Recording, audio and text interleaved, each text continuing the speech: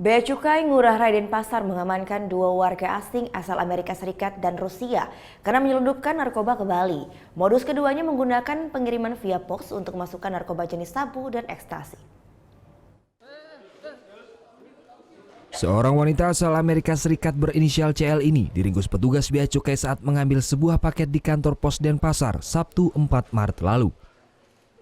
Dalam paket yang dikirim dari negeri Paman Sam tersebut, petugas menemukan sebuah bungkusan sabu seberat 1,22 gram.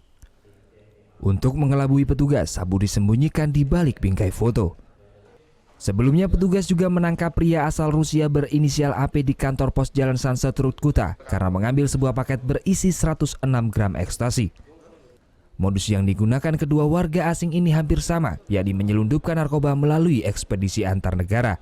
Nah, kalau yang untuk paket itu ada yang dikirim, ada yang dipanggil gitu. Nah karena ini alamatnya nggak jelas, hanya villa aja, waktu itu dibuatkan surat oleh kantor pos, bila siapa yang punya barang untuk ngambil di kantor pos, ternyata dia ngambil gitu. Jadi itu tata cara di kantor pos gitu.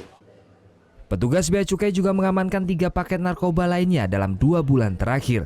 Namun sampai saat ini paket tersebut belum ada yang mengambilnya. Petugas bea cukai telah menyerahkan 2 tersangka dan barang bukti berupa 5 paket narkoba kepada Direktorat Narkoba Polda Bali untuk proses penyidikan.